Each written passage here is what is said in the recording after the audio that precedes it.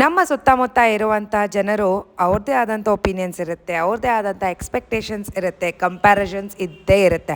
ಅದು ಯಾವುದನ್ನು ನಾವು ಬದಲಾಯಿಸೋಕ್ಕಂತೂ ಆಗೋದಿಲ್ಲ. ಬಟ್ ನಮಗೆ ಗೊತ್ತೋ ಗೊತ್ತಿಲ್ಲದೇನೋ ನಾವು ಎಷ್ಟೇ ಸ್ಟ್ರಾಂಗ್ ಆಗಿದ್ರೇನು ಆ ಎಕ್ಸ್ಪೆಕ್ಟೇಷನ್ಗೆ ಅಥವಾ ಆ ಒಪಿನಿಯನ್ಗೆ ಎಲ್ಲೋ ಒಂದು ಕಡೆ ನಮ್ಮಲ್ಲಿರುವಂಥ ಎನರ್ಜಿ ಫ್ಲೋ ಆಗ್ತಾ ಹೋಗುತ್ತೆ.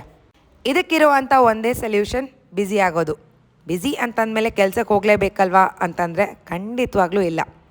ನಮ್ಮ ಮೈಂಡ್ ಏನರಲ್ಲಿ ಆಕ್ಯುಪೈ ಆಗಿರುತ್ತೋ ಆಗ ನಾವು ಬ್ಯುಸಿಯಾಗಿರ್ತೀವಿ. ಇಲ್ಲ ನೀವೊಂದು ಬುಕ್ನ ಓದ್ಬೋದು, ಅಥವಾ ಹೊಸದಾಗಿ ಏನಾದರೂ ಕಲಿಬೋದು, ಹೊಸ ಲ್ಯಾಂಗ್ವೇಜನ್ನ ಕಲಿಬೋದು, ಅಥವಾ ಅಡುಗೆನ ಕಲ್ತ್ಕೋಬೋದು, ಗಿಡಗಳನ್ನ ಬೆಳೆಸ್ಬೋದು. ಯಾವುದೇ ಒಂದು ಹೊಸ ವಿಷಯನ ಕಲಿತಾಗ ನಮ್ಮಲ್ಲಿ ಸಾಕಷ್ಟು ಬದಲಾವಣೆಗಳಾಗುತ್ತೆ, ಸಾಕಷ್ಟು ನಾಲೆಡ್ಜ್ ಅಕ್ವೈರ್ ಆಗುತ್ತೆ, ಆ್ಯಂಡ್ ನಮ್ಮ ಗ್ರೋತ್ಗೆ ಕೂಡ ತುಂಬಾ ಮುಖ್ಯ ಆಗುತ್ತೆ. ಆ್ಯಂಡ್ ಇನ್ನೊಂದು ಇಂಪಾರ್ಟೆಂಟ್ ವಿಷಯ ಅಂತಂದರೆ ನಮ್ಮ ಎನರ್ಜಿ ಸರಿಯಾಗಿ ಯುಟಿಲೈಸ್ ಆಗುತ್ತೆ. ಬೇಡದೇ ಇರೋ ಒಪಿನಿಯನ್ಸ್, ಬೇಡದೇ ಇರೋ ಎಕ್ಸ್ಪೆಕ್ಟೇಷನ್ಸ್ ಯಾವುದಕ್ಕೂ ನಮ್ಮ ಎನರ್ಜಿ ವೇಸ್ಟ್ ಆಗೋದಿಲ್ಲ, ನಮ್ಮಲ್ಲಿರುವಂಥ ಗ್ರೋತ್ಗೆ ಮಾತ್ರನೇ.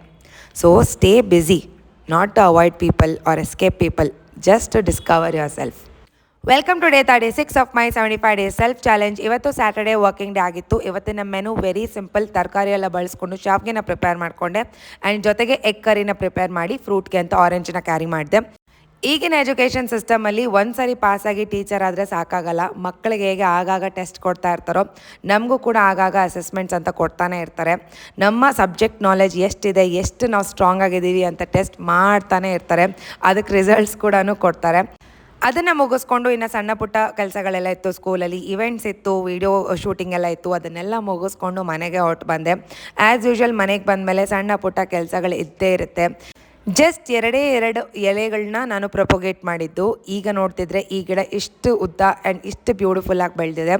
ಪ್ಲಾಂಟ್ಸ್ ನೋಡ್ಕೊಳ್ಳೋದು ತುಂಬಾ ಈಸಿ, ಬಟ್ ಅದಕ್ಕೊಂದು ಸ್ವಲ್ಪ ಕೇರ್, ಒಂದು ಸ್ವಲ್ಪ ಲವ್ ಆ್ಯಂಡ್ ಸ್ವಲ್ಪ ಸನ್ಲೈಟ್ ಕೊಟ್ಟರೆ ಸಾಕು.